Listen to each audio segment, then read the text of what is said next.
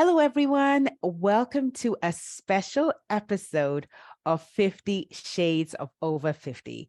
I have an amazing guest today. So just sit down, whatever you're doing, don't move. Just listen. You need to listen to this conversation. My guest today is Betty Reid Soskin. I read her book probably about 2 months ago. Actually, I listened to it. And I just told myself, I'm going to interview her. And guess what? I'm interviewing her today. So I'm so excited. Welcome, Betty. How are you?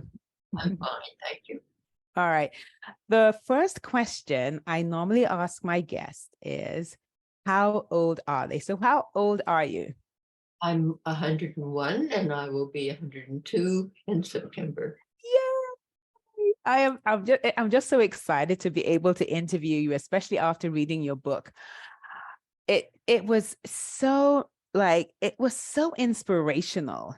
And as a woman who is 55, and a Black woman too, I could relate so well to the stories.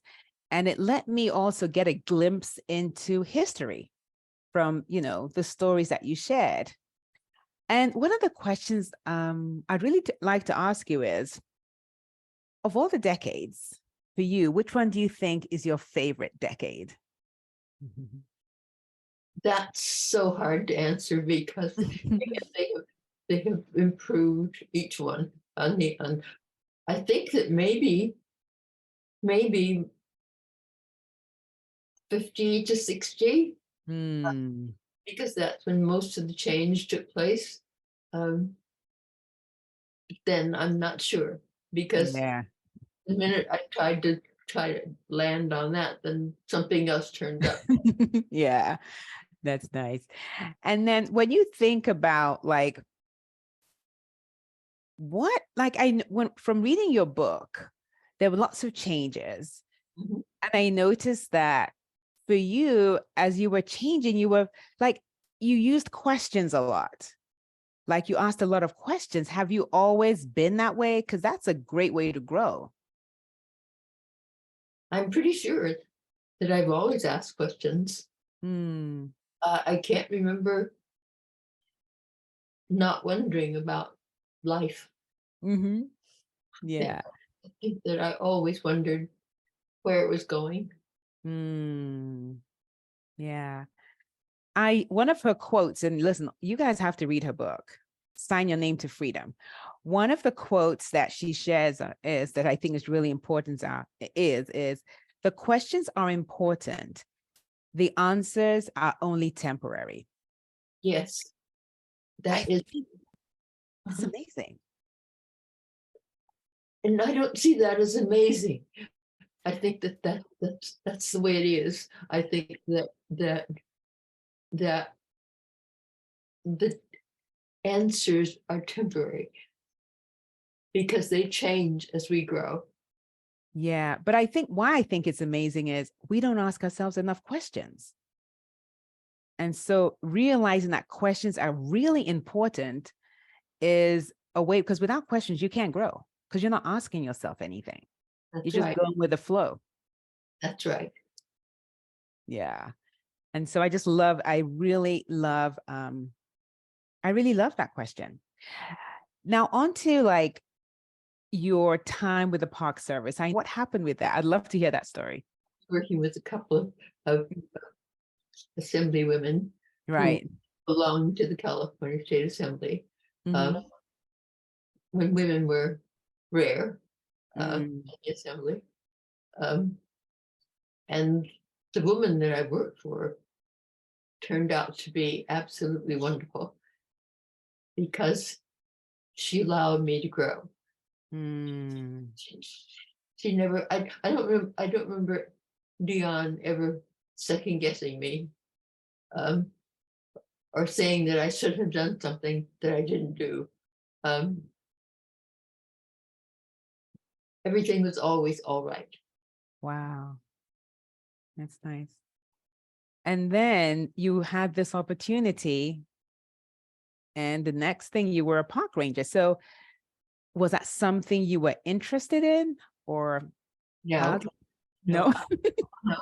I started out, started out in my job as a field representative. I began to attend meetings in the area where I was the only rep, and I found myself seated in meetings with the people who were planning the park, Right. because Okay. that was something was happening in my district. Mhm. And because it was happening in my district, I didn't feel that I needed to not be participant. Mm. But I also discovered that an awful lot of the story of Rosie the Riveter was being dropped and not followed. Mm. And they were the important stories. The story of Japanese, 20,000 of them who were gathered up and taken off to 10 concentration Mm. camps in the west, in the west, yes, Mm. in the west part of the country.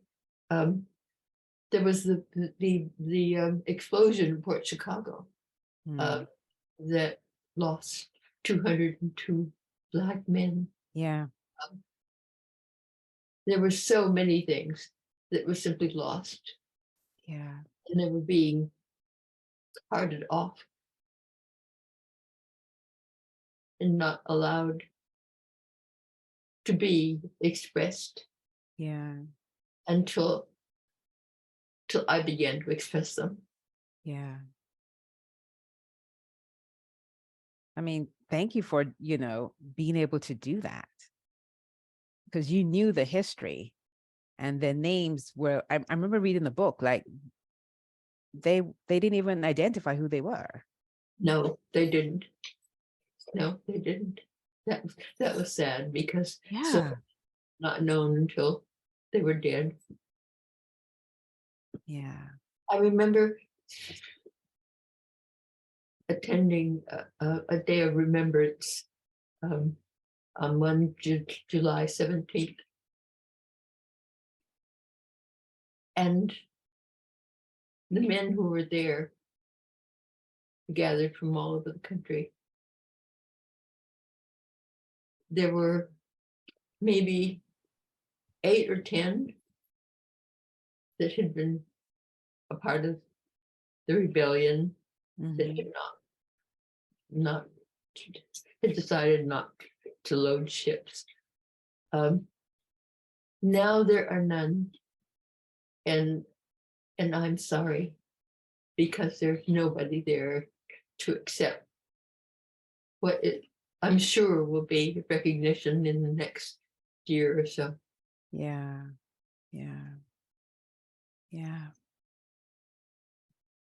And in the work that you did, because I mean, I'm glad you were there to do all of this.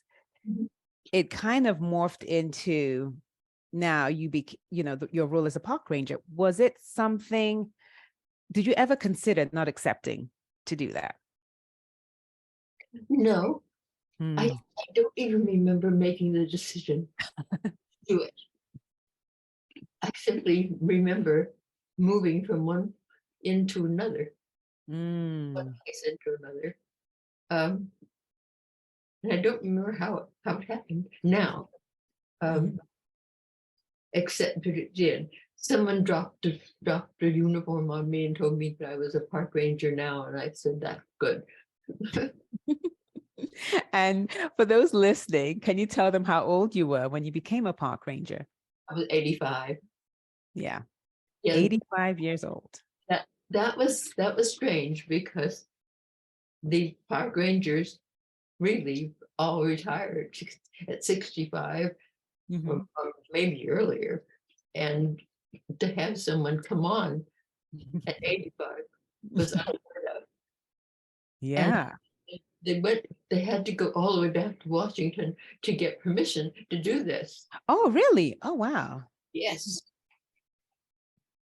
and they did, Wow. and they had to take a soldier along with me because they couldn't hire me on my own. Oh. And he stayed for a year Mhm. and then he couldn't cut it. And how long did you stay for? I stayed until last year. Wow. So she stayed until she was 100. So she did that for 15 years. Yes. Wow. How interesting. Tell me, what was the highlight for you while you worked as a park ranger? I think one of the most important things was watching little girls watching me, little Black girls who would be Yes. on elevators or in and they would be standing on the corner and I would go by and it would be such a thrill for them to see me in uniform Yeah. because there were no uniform people who were Black in my area Right. Yeah. except for me. And so I was giving them a chance to see themselves in a role that they didn't see. And that, Exactly. that, that, Oh, that was something that I never got over. I yeah. And yeah. always Oh, felt, I always felt really, really good in my uniform. yeah. I mean, for those little girls, that gives them a glimpse of what, like you said, they could, they see you and they're like, that's me. They can see themselves in you. There was no way for anyone to imagine themselves in a uniform unless they had seen one. Right. I was providing that. Yes. And that's a priceless experience for all of them. Mhm. Wow. So tell me, shifting gears a little bit, what is your typical day? My typical day now is just lying in bed watching television. Okay, what are your shows? What do you like to watch? Right now, I'm watching Trump, everything that Trump does. Oh, okay. Because I just cannot imagine him being president ever. Well, yeah, I know. So, with all the things you've done, is there anything you wanted to do that you didn't do? I think I lived out my entire menu. I cannot imagine doing anything more than I have done. Oh my word. Think Thank that's why I lie there so quietly every day and watch television because I really don't think I have anything left to do. I love that. Now, most of the women that I work with are in their 50s, 60s, 70s, and beyond. And a lot of them feel that their life is over when they hit 50 and over. Your story is so inspiring. That's when mine started. Okay, ladies, are you listening? That was when hers started. So, is there any other words of wisdom that you can share with these women to just help them realize that they don't have to see themselves as invisible when they hit 50, which No, some of them do? absolutely not. Absolutely not. I think that had I dreamed that I would be still walking around and talking and doing all the things that I have done until I was 100 years old. I don't think I'd have guessed it. I don't think I could have dreamed it. But your family do have longevity because your parents did live long though. My grandmother lived to be 102. Right. My she was born in 1846 and she died in 1948 at the age of 102. My mother, whom my grandmother raised, was born in 1894 and lived to be 101, which meant that she died in 1995. And I am still here. Yeah, you're still here. Yeah. Yes, that that means that these three lives represent all of the history Yeah. those years carried, and I think that's great. Yeah. I think that's a beautiful thing for Uh-huh. sure. Yeah. Now I was reading in your book and I was trying to fathom this. When I remember you talked about an intruder coming into your home. How old were you when you fought the intruder? I think I was 95. That's what I thought I read. Yes.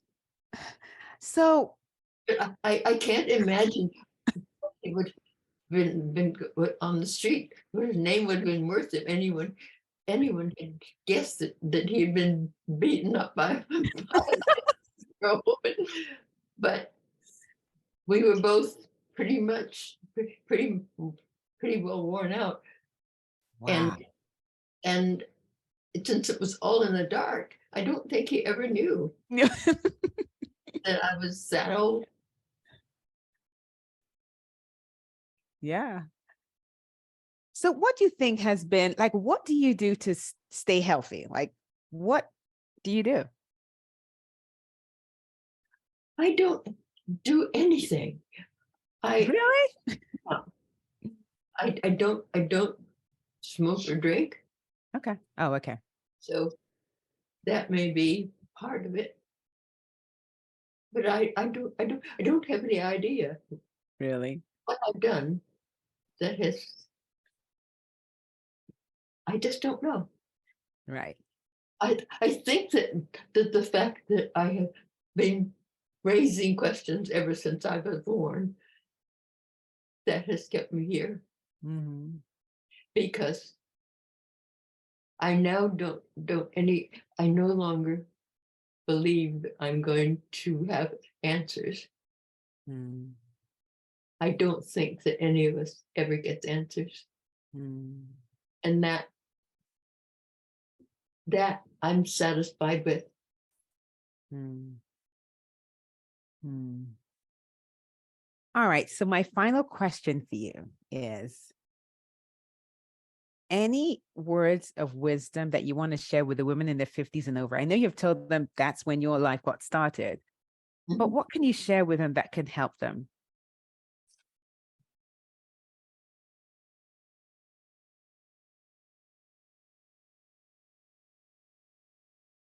I don't know. I don't know that I would tell them even if I knew, because I think that they have got to keep asking questions themselves. Oh, yes. Yes, I like I don't that. think that my answer asking questions is going to take care of anyone Yeah, but I like me. that. That's good. So keep asking yourself questions. Yeah, I like that. Well, thank you so much. I'm so glad I got to interview on this day, especially as it's Juneteenth and we're having this conversation. So I'm so grateful. And for those listening, I hope you enjoyed this. And once again, thank you so much, Betty Reid Soskin, for doing this interview. I thank you so much for asking me. You're welcome. Take care. Bye. Hi, I'm Kwabi, host of the show 50 Shades of Over 50. I help women in their 50s through 99 have the audacity to age boldly so they can experience better health, better relationships, and better careers than in their 20s and 30s, utilizing Japanese and Jewish ancient principles. If you'd like to learn more about how you can experience better health and relationships, visit my website, www.kwabi.com, for more details. I can't wait to hear from you.